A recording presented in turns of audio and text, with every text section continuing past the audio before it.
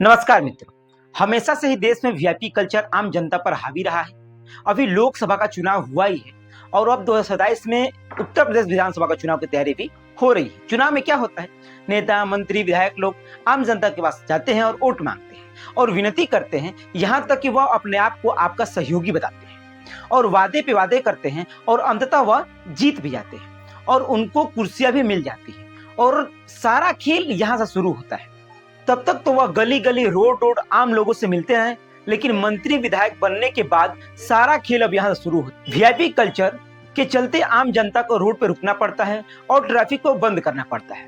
पूरे रास्ते को खाली कर दिया जाता है, चाहे आप पैदल क्यों ना हो, चाहे आप गाड़ी से क्यों ना हो, आपको साइड कर दिया जाता है। एक ऐसा ही मामला कानपुर में सामने आया है। उत्तर प्रदेश के उप मुख्यमंत्री केशव प्रसाद मौर्य का रूट लगा हुआ था, वह कानपुर आ रहे थे, पूरे रोड को खाली कर दिया गया था। वीआईपी के नाम पर ट्रैफिक के सभी रास्ते को बंद कर दिए गए थे। वीआईपी के नाम पर ट्रैफिक पर लोगों को रोक दिया गया था और उसी में से रोहित खन्ना नाम के एक व्यक्ति की मां अस्पताल में एडमिट थी और वह अपने मां से मिलने जा रहा था। तभी उस व्यक्ति को बीच रास्ते में ही पुलिस रोक लेती है। वह विनती करते रहता है कि हमें जाने दीजिए, मेरे पास समय नहीं, मुझे अपनी माँ से अस्पताल में मिलने जाना है, वो अस्पताल में एडमिट है, तबीयत उनकी खराब है। लेकिन पुलिस वाले उन पे जरा से भी तरस नहीं खाते हैं। वह बार बार उसे विनती करते रहते हैं कि मेडिकल इमरजेंसी है, लेकिन मजाल है कि पुलिस वाले उनको वहां से जाने देते। लेकिन रोहित खन्ना ने सोचा कि चलो कम से कम मेरी गाड़ी तो साइड लगाने दीजिए, मैं गाड़ी अपनी साइड तो लगा लूं। जब तक अपनी गाड़ी को साइड ही करते कि एक पुलिस वाला उनके शीशे पे डंडा मार देता है, पूरा शीशा चकनाचूर हो जाता है। भाग्य अच्छा रहा कि रोहित खन्ना को चोट नहीं आई, उनको कुछ नहीं हुआ। शीशे में पूरे तरीके से पूरे सीट पे शीशा पड़ा हुआ था। रोहित खन्ना ने पुलिस वाले से विनती करी, बार बार विनती करी कि आप मेरा चालान काट लीजिए, चाहे कुछ भी कर लीजिए, लेकिन मुझे मेरी माँ से मिलने दीजिए, उनकी तबीयत खराब है। लेकिन मजाल है कि पुलिस वाले एक बार भी रोहित खन्ना की बात को सुनते, क्योंकि वहां पे वीआईपी सिस्टम चल रहा था, पूरा मूवमेंट चल रहा था, उप मुख्यमंत्री जी आ रहे थे। भाई पुलिस वाले कैसे छोड़ देते, क्योंकि वह तो पुलिस है। पुलिस के रूप में जैसे लग रहा था कि वर्दी मिलने के बाद वो अपने आप को पूरे भारत और पूरे देश के मालिक समझ रहे थे और उनके लिए आम जनता नौकर कीड़े मकोड़े ऐसे लगने लगती है। जैसे जैसा मन आया वैसे आम जनता को परेशान करते रहते हैं और डांट करते, गाली गलौज करके भगा देते हैं। पुलिस वाले हम जनता के सेवक हैं, लेकिन वह माने तब तो। हालांकि इस पर रोहित खन्ना ने क्या कहा, आइए सुनते हैं। रोहित खन्ना है और मैं सिटी क्लब का मालिक हूँ। मैं अभी ऑफिस से हॉस्पिटल जा रहा था, मेरी मदर हॉस्पिटल में एडमिट है, तो उसके लिए मैं अपने घर के रास्ते पे था जहाँ पे पुलिस वालों ने ट्रैफिक डाइवर्ट किया हुआ था। पुलिस वाले ने बोला कि गाड़ी साइड लगाओ, गाड़ी आगे नहीं जाएगी। मैंने बोला भैया मेरे को गाड़ी साइड लगाने दो, मैं यहाँ से पैदल चला जाऊँगा। उस पर उसने बोला, उसको लगा मैं जा रहा था, लेकिन उसने मेरी गाड़ी पे उसी समय 2 लाठी चलाई, गाली गलौज करने लगा। फिर उसके बाद उसने बोला जो करना कर लो। उसके बाद वो उसकी मैंने फ़ोटो वोटो ली, उन्होंने बोला कुछ नहीं होने वाला इस मामले में। फिर कार का शीशा तोड़ा है उन्होंने, मेरी साइड पे 2 लाठी चलाई थी, कार का शीशा तोड़ा है, जिसके मैं अभी आपको फ़ोटो दिखा सकता। मैंने उनसे बोला भी था कि बॉस अगर आपको थोड़ी समस्या हो रही हो, मैं गाड़ी साइड लगा, आप चालान कर दो, लेकिन मैं जाना ज़रूरी है क्योंकि मेरी मदर हॉस्पिटल में एडमिट है इस समय। उस पर उन्होंने एक ना सुनी, उन्होंने तुरंत गाड़ी पे 2 लाठी चला दी, जिससे मेरी गाड़ी का कांच टूट गया।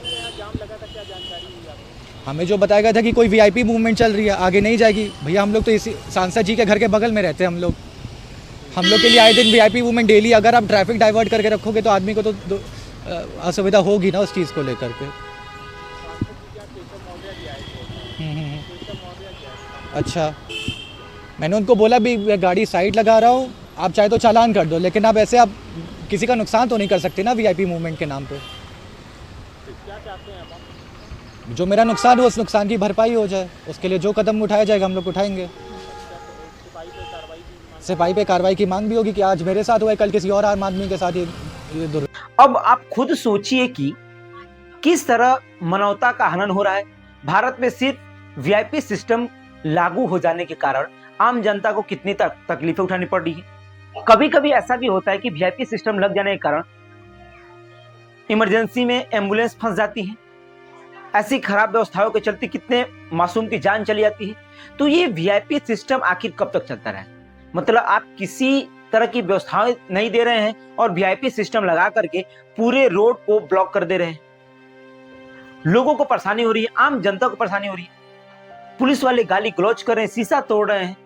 अगर किसी की माँ अस्पताल में एडमिट है तो क्या वहां पे वीआईपी सिस्टम को एकदम फॉलो करना ही चाहिए या फिर उनको किसी रास्ते से जाने देना चाहिए? जिस तरीके की वारदात कानपुर में हुई, ऐसे मामले अधिकतर देखने को मिलते हैं, लेकिन शायद वह उजागर नहीं हो पाते, शायद लोगों के सामने आ नहीं पाते हैं। लेकिन खन्ना ने अपनी बातों को कहा, देखा, समझा और वो परेशानी में थे और वो पुलिस वाले जितने भी वहां वर्दी वाले थे उनसे विनती भी कर रहे थे कि मुझे जाने दीजिए, मुझे मिलने दीजिए। लेकिन पुलिस वाले उनकी एक सुने तब तो, क्योंकि वहां पे वीआईपी रूट लगा हुआ था और ये कहा जा रहा था कि आप गाड़ी लेके नहीं जा सकते हैं। हालांकि उन्होंने कहा था कि गाड़ी मुझे पार्क लगाने दीजिए, मैं पैदल चला जाऊंगा। फिर भी उनके साथ गाली गलौज की गई, बदतमीजी की गई, शीशा तोड़ा गया। आखिर यह कैसी सिस्टम व्यवस्था चल रही है? उत्तर प्रदेश में उन्होंने, हालांकि उत्तर प्रदेश पुलिस पर उन्होंने शिकायत भी दर्ज कराई है। जिस सिपाही ने उनके से गाली गलौज की, शीशा तोड़ा, उनके खिलाफ उन्होंने शिकायत दर्ज करा दी है। अब उनकी यह मांग है कि उन पर उचित से उचित कार्रवाई हो। जिस पुलिस वाले ने उन पर वार किया है, पुलिस वाले ने इस पर साफ जाहिर कर दिया है कि हाँ ऐसा हुआ है, लेकिन वह गाड़ी तेजी से लेके आ रहे थे, इसीलिए शीशा पे डंडा लग गया। हालांकि शीशा सही करवा देंगे, लेकिन हम और कुछ आगे करवा नहीं चाहते हैं। लेकिन अब आप खुद सोचिए कि किस तरह की व्यवस्था है। अभी भी लोग मानने के लिए तैयार नहीं है। लोग शीशा सही करवाएंगे, मतलब किसी की अस्पताल में, किसी के हॉस्पिटल में जान जा रही है और वहां पे वीआईपी सिस्टम के नाम पे आम जनता को परेशान किया जा रहा है। और जिस तरीके की वारदात सामने हुई है और ऐसे सामने आती रहती है, उससे इसके विषय में आप क्या सोचते हैं, हमें जरूर बताइए। धन्यवाद।